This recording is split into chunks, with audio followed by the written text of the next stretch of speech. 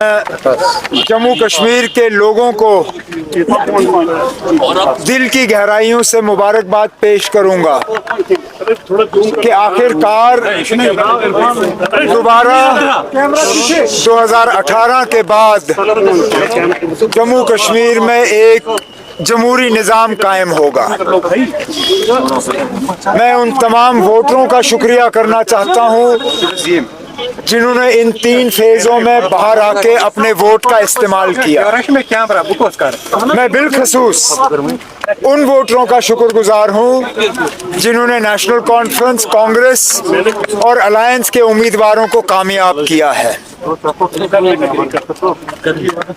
इस मैंडेट से एक बात तो बिल्कुल तय है कि आम तौर पे लोगों ने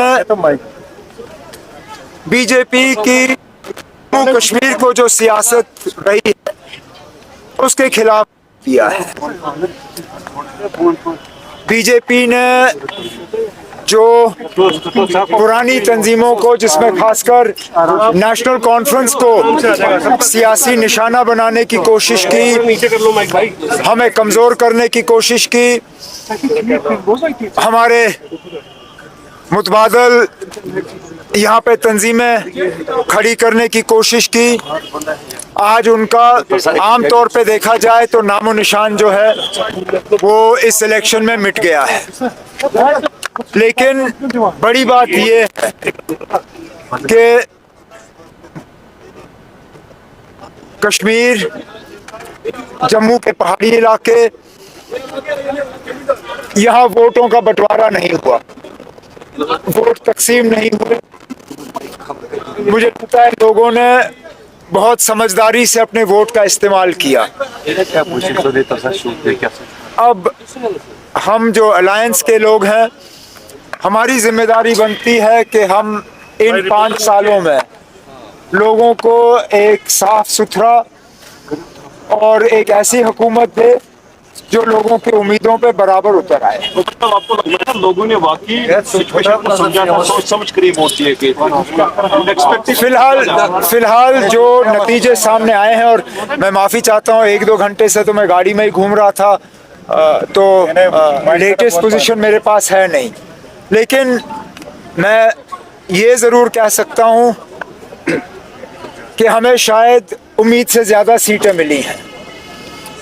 अगर इस इलेक्शन से पहले आपने मुझे कहा होता कि नेशनल कॉन्फ्रेंस की ये पोजीशन होनी है तो मैं शायद उस चीज़ को मानता नहीं, खासकर पार्लियामेंट इलेक्शन में जो हमारा हाल हुआ।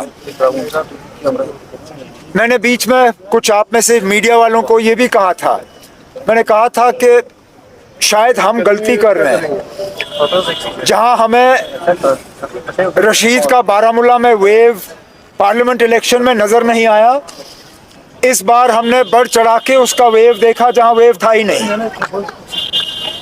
और बहुत सी ऐसी पार्टियां जिनको शायद ये लगा था कि मरकज़ की मदद से वो कुछ हासिल कर सकेंगे, नहीं कर सके। मैं ये भी मानता हूं कि नेशनल कॉन्फ्रेंस को कुछ ऐसे लोगों से वोट मिले होंगे जो शायद नेशनल कॉन्फ्रेंस को कभी भी वोट देने के लिए तैयार नहीं थे, लेकिन इस बार सिर्फ और सिर्फ बीजेपी और बीजेपी की साजिशों को रोकने के लिए वो नेशनल कॉन्फ्रेंस को एक मौका देने के लिए तैयार थे। अब हमारी, जैसे मैंने कहा, हमारी जिम्मेदारी बनती है कि हम इस वोट को ज़ाया ना होने दें, हम लोगों के उम्मीदों के बराबर जो है उतर आएं और अपना काम करें। नेक्स्ट स्टेप क्या होगा इलेक्शन फॉर्मेशन के लिए? आप कब स्टेक क्लेम कर रहे हैं? As grateful as I am for this vote of confidence reposed in me by the National Conference President, this is a decision for the legislative party of the National Conference. It is a decision to be taken by the allies together. The National Conference Legislative Party has not met. Let the National Conference Legislative Party meet. I am not staking a claim to the Chief Ministership of Jammu and Kashmir. It is for the alliance, for the elected members to decide who they feel should lead the state over the course of the next 5 years. And that is as far as I'm willing to go. Umar साहब, what do you have to say to the voters? क्या होगा? उमर साहब, फिलहाल कल हमें थोड़ा सा इस जीत का मजा लेने दीजिए। मेरे साथी जो दूर दराज इलाकों में जीते हैं वो भी थोड़ा सा एक राहत का सांस लें। मुझे लगता है 1-2 दिन में हमें अपनी लेजिस्लेटिव पार्टी मीटिंग बुलानी होगी। उसमें नेशनल कॉन्फ्रेंस का लेजिस्लेटिव पार्टी लीडर चुना जाएगा। फिर अलायंस के साथ बैठ के हम तय करेंगे कि अलायंस को हेड कौन करेगा। उसके बाद जब हमें तमाम लेटर्स ऑफ सपोर्ट हासिल होंगे तो अलायंस की तरफ से लेफ्टिनेंट गवर्नर साहब से वक्त लिया जाएगा और हुकूमत बनाने का दावा किया जाएगा वहाँ पे, और फिर लेफ्टिनेंट गवर्नर साहब तक है कि वो अगला कदम क्या लेंगे। Are you satisfied with the performance of Congress? They have got just 6 seats.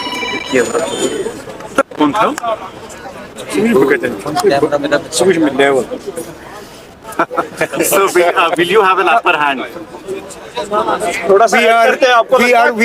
We are grateful for all the seats that we've got. Could we have got more seats? Well, anybody can get more seats.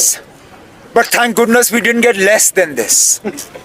We have a mandate from the people to govern Jammu and Kashmir over the course of the next 5 years. And we have to make sure that we respect that mandate. I don't want to get into should we have had more, because then that's being greedy. हम अगर और मांगते तो शायद कम मिल जाते।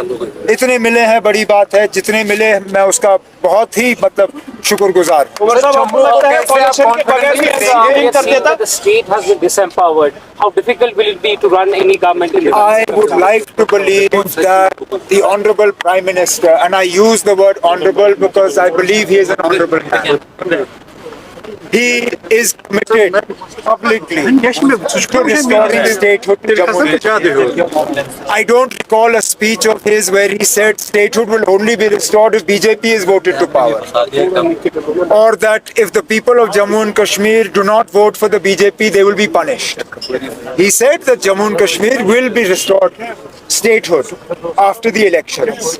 Therefore, once the process of putting a new government is in place, whoever the Chief Minister of Jammu and Kashmir is, I would expect them to travel to Delhi to meet the Honorable Prime Minister, to meet the Honorable Home Minister, other leaders in Delhi, and to impress upon them that the mandate of the people of Jammu and Kashmir was for restoration of statehood, was for development, was for peace, and whoever the Chief Minister is, I hope that they're able to establish a decent working relationship with Government of India.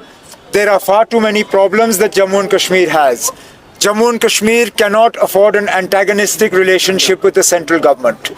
We will have to find a way of working together, and I hope that the union government will respect the mandate of the people and will work together with the government of Jammu and Kashmir to resolve the problems of the people. Umar साहब 2014 की तरह से जम्मू के लोगों ने BJP को mandate दिया है।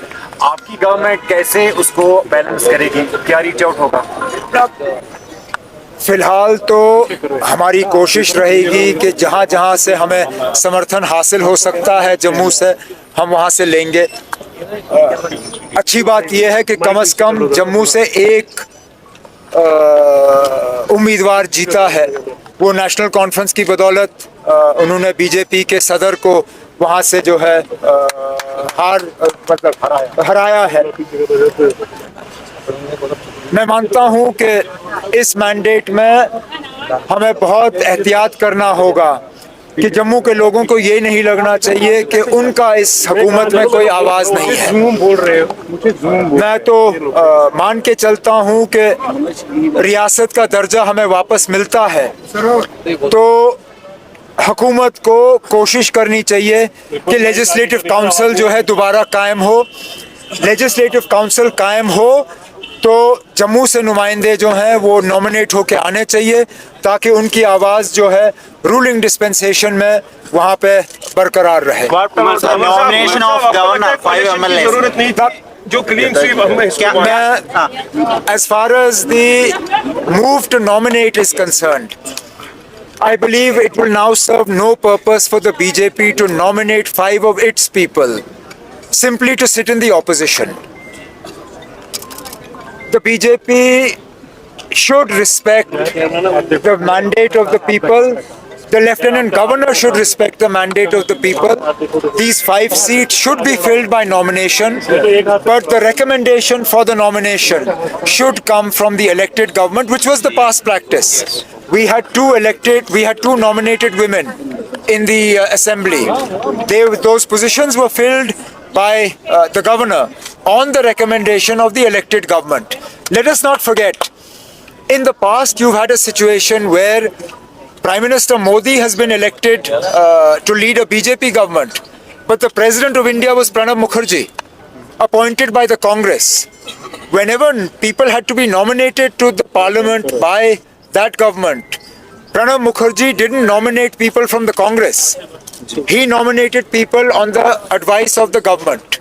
I would request and I would expect that the Lieutenant Governor nominates the 5 members on the advice of the incoming government. Umar साहब जो एनसी को इतना क्लीन स्वीप मिला है, कोalition की जरूरत लगती है आपको? fulfill and people should expect. We don't yet have a government. We haven't yet been invited to form a government. I hope that we are. And this question can be posed to the Chief Minister once that person has taken oath. Thank you. Umar साहब फारूक साहब का कितना इसमें हम credit मानते हैं जो फारूक साहब इस उम्र में खड़े रहे? अब हमारे बॉस हैं, हमने उनके मतलब छत्र छाया में इलेक्शन लड़ा। हर मैंडेट पे फारूक साहब का दस्तखत है। ये सारा क्रेडिट, सारी कामयाबी पहले तो अल्लाह ताला को, उसके बाद जनाब फारूक साहब को और उसके बाद नेशनल कॉन्फ्रेंस के तमाम वर्करों को, जिन्होंने दिन रात मेहनत करके अपने अपने असेंबली हलकों में अपने उम्मीदवारों को कामयाब किया।